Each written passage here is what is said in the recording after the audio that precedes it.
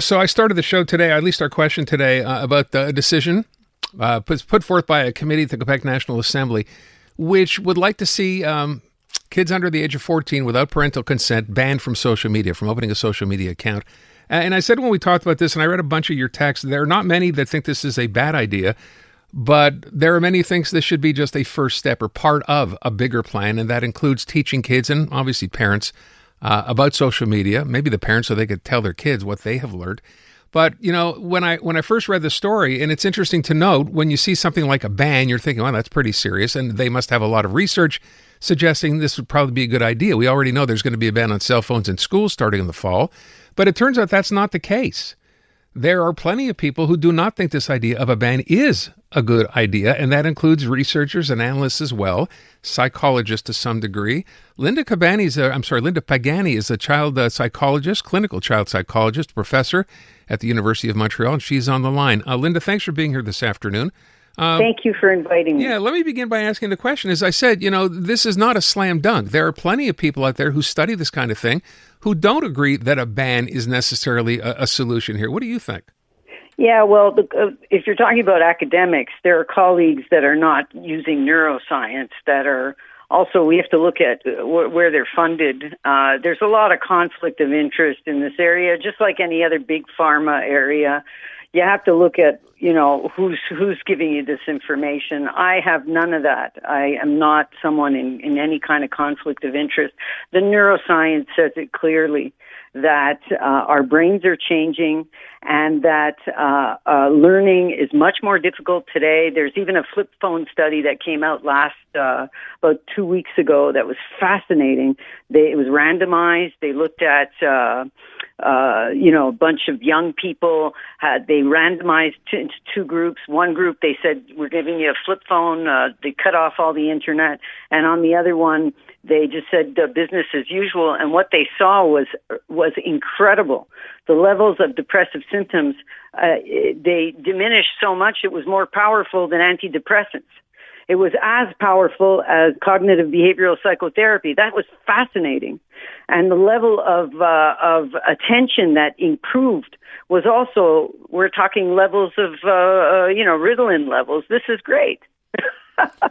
So wait, explain. So you're talking about the fact that the kids who got just plain flip phones, which allow you to just text or just call and no access to the internet, they turned out to be much better than those who got to keep their phones. Is that the idea here? Oh, yeah. Okay. It's a study by Castillo and their group, and it's very well done. And the neuroscience behind all this is quite clear and quite compelling.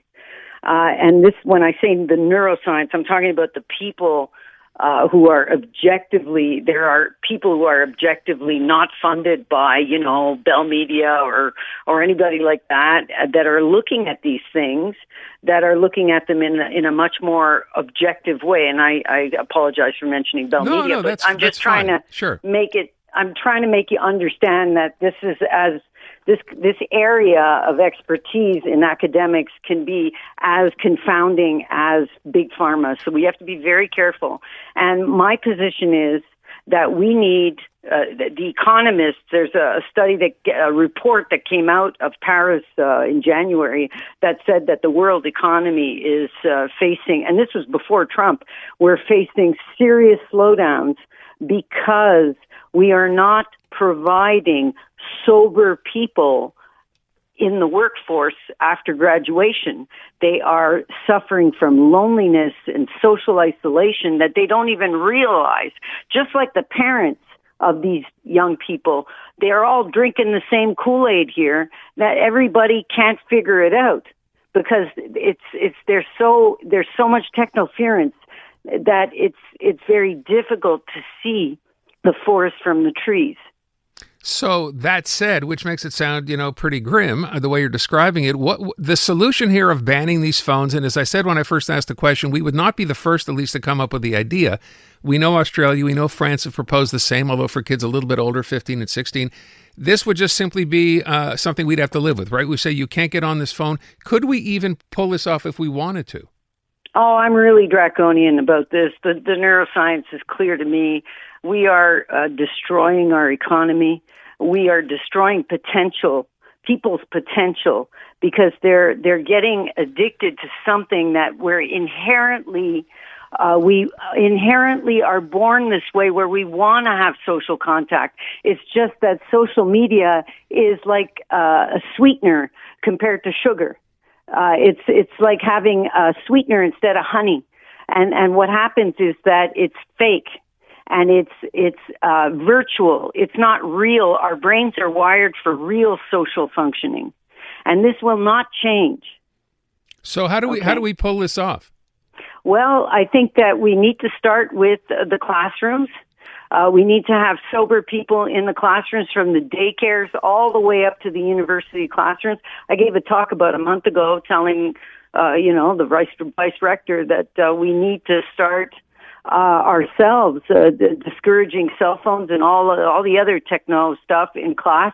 I just taught a class. I told students not to come if they're going to bring their tech, and to bring pencil and paper. And the amount of enjoyment of the class that the kids were having was fantastic. After about day 2, the first, because it was a concentrated class, and it was from Monday to Friday. On Monday, let's face it, they were going cold turkey. But that's the beginning. Then after that, we start to have etiquette issues like secondhand smoke. When we started talking about not smoking in restaurants, we had to start having kind of policies that discourage parents from giving screens to their children while they're in a restaurant having a family meal. The family meal is a sacred thing where children learn socialization. They learn their verbal skills. If we're going to stick a screen in front of them, leave them at home with a babysitter.